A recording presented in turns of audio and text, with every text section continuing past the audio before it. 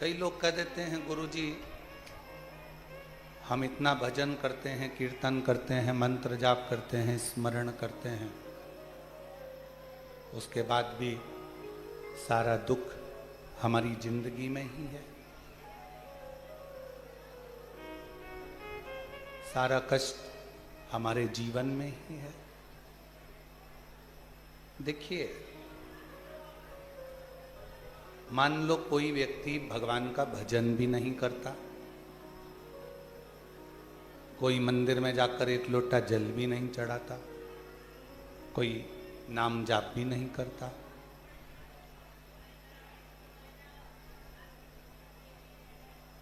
उसने एक लोटा जल भी नहीं चढ़ाया, नाम जाप भी नहीं करा, स्मरण भी नहीं करा,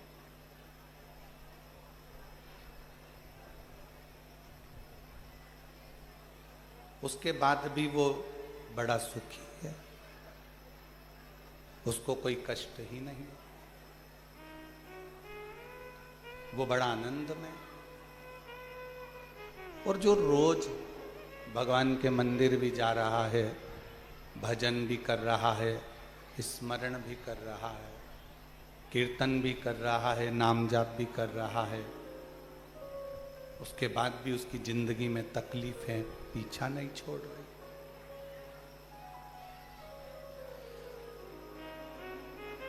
मिट्टी को जितना मूर्तिकार अच्छे से मसता है, उसको कष्ट देता है, उसको रोंदता है, मिट्टी की मूर्ति बर्तन उतना अच्छा बनता है। मान लो भगवान ने तुम्हारी किस्मत में थोड़ा सा दुख, थोड़ा सा कष्ट ज़्यादा लिखा है, तो ये चिंता मत करना कि भगवान हमको कष्ट ज़्यादा दे रहा है। हो सकता है वो तुम्हारी मूर्ति अच्छी बनाना चाहता है, वो तुम्हें श्रेष्ठ बनाना चाहता है, वो कुछ अच्छा करना चाह रहा है, वो कुछ श्रेष्ठ करना चाहता है।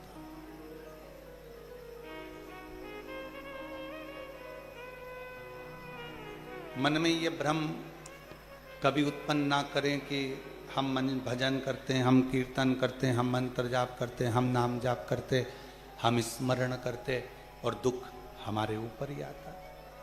नहीं, कोई संसार का ऐसा कोई व्यक्ति नहीं है जिसकी जिंदगी में थोड़ी ना थोड़ी तकलीफ नहीं है, थोड़ा ना थोड़ा कष्ट सबके जीवन में। बस कोई उस कष्ट को हंसकर झेल लेता है और कोई उस कष्ट को रोकर झेलता है। जीवन में थोड़ा बहुत कष्ट, थोड़ा बहुत दुख, थोड़ी बहुत तकलीफें अगर आ रही है तो ये चिंता ना करें कि हम भजन करते, कीर्तन करते, मंत्र जाप करते, स्मरण करते, उसके बाद भी भगवान हमको ही दुख दे रहा है। हो सकता है कि थोड़ा कष्ट जीवन में मिल रहा हो, थोड़ा कष्ट जीवन में प्राप्त हो रहा हो, थोड़ा मंत्र जाप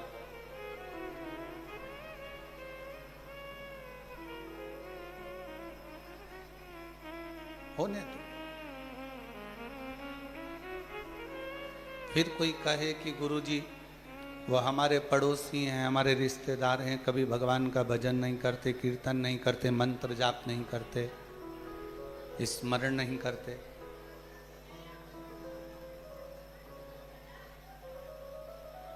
और उनके पास में सारा वैभव है, भगवान उनको ऐश्वर्य भी दे रहा है, धन भी दे रहा है, दौलत भी दे रहा है, संपदा भी दे रहा है।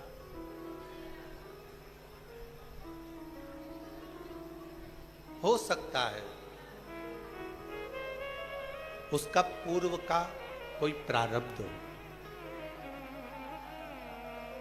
उसके पूर्व में किए हुए कोई भजन का बल, उसके पूर्व में किए हुए कोई मंत्र जाप का बल, उसके पूर्व में किए हुए कोई नाम जाप का फल उसके भाग्य में हो।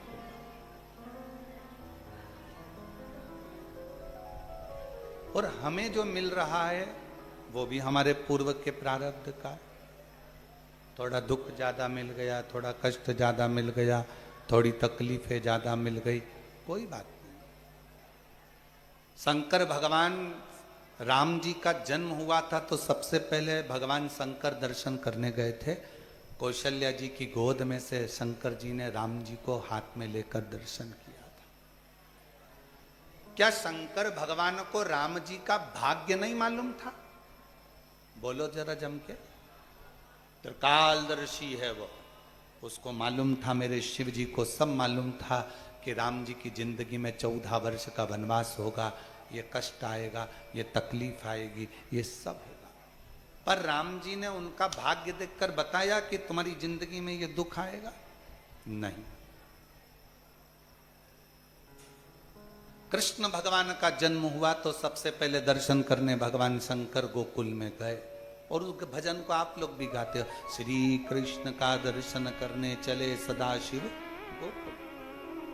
पर भगवान शंकर ने कृष्ण भगवान का भी भाग्य नहीं बताया कि इनको अपना गांव छोड़ना पड़ेगा, नगर छोड़ना पड़ेगा, मथुरा जाना पड़ेगा, मथुरा छोड़कर इनको द्वारका जाना पड़ेगा, इनको राधा जी का भी त्याग करना पड़ेगा, इनको अपने परिवार का त्याग करना पड़ेगा।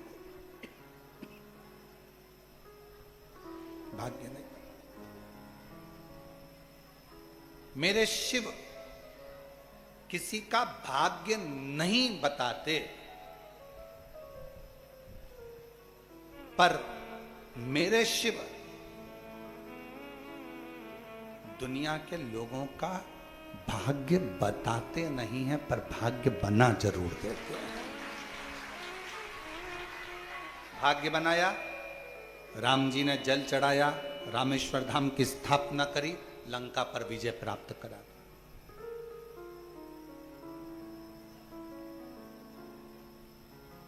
लंका का राजा बना दिया मेरे राम जी महाराज को, लंका पर विजय प्राप्त करा दी शिव जी को जल चढ़ाने से। द्वारका का राजा बना दिया मेरे द्वारकाधीश को भगवान शंकर की आराधना करने से।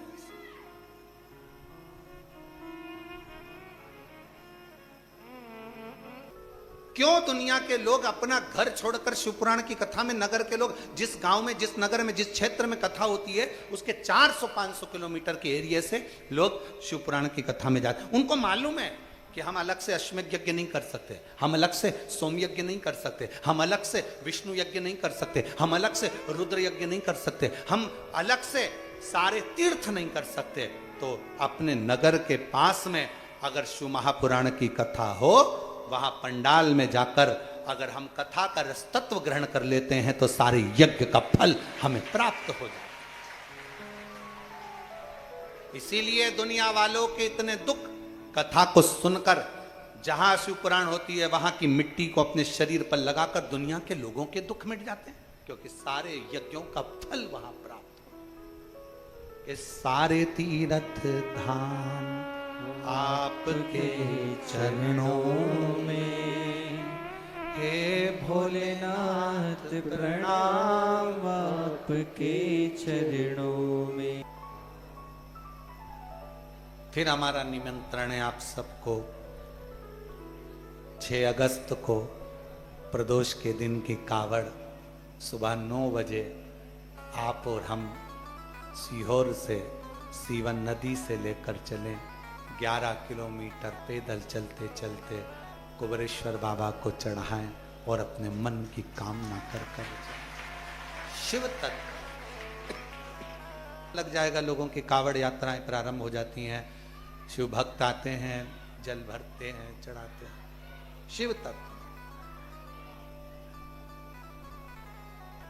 और जितने शिव भक्त यहाँ आए हैं, जो लोग ऑनलाइन सुन रहे हैं, आपसे निवेदन है आप भी इस ऑनलाइन के माध्यम से कुबेर भंडारी से विनती करना, जो यहाँ आए हैं वो भी विनय करना कि ऐसी झोली भरना बाबा कि जुलाई के महीने में हम फिर कथा सुनने आए और तू हमारा भंडार भरे, तू कृपा ऐसी। शिव तक जब कावड़ यात्रा आती है, सावन का महीना आता है, कावड़ यात्रा निकलती है, तो बहुत सारे लोग हंसी उड़ाते हैं, इतना दूर दूर पैदल चलने से क्या मिल जाएगा। क्यों नदी का जल भर के लेके जा रहे हो, क्यों फालतू में आ रहे हो, क्यों समय बर्बाद कर रहे हो, क्या मिलेगा तुमको? ज्ञान देने वाले सोशल मीडिया पे ढेर सारे मिलेंगे, आप लिख के डाल देना। जल चढ़ाने वाले हम, कावड़ उठाने वाले हम, पैदल चलने वाले हम, भूखे रहने वाले हम, रात दिन जागने वाले हम, तो हम तुझसे ज्ञान क्यों ले? तू हमारा क्या लगता है जो सोशल मीडिया पे इतना ज्ञान देता है? क्या करना है हमको? बाबा हमारा, बाप हमारा, शिव हमारा, शंकर हमारा,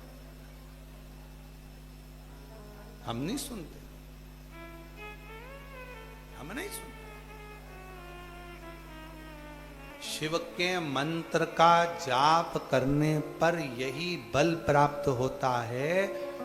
जो शिव भक्त है, भगवान के मंत्र का जाप करने वाला, यदि कोई उस पर उंगली उठाता है, उसको अपशब्द कहता है, तो एक ना एक दिन वो पूरी तरह से धीरे धीरे मिटता चले जाता है, मिटता चले। शिव भक्त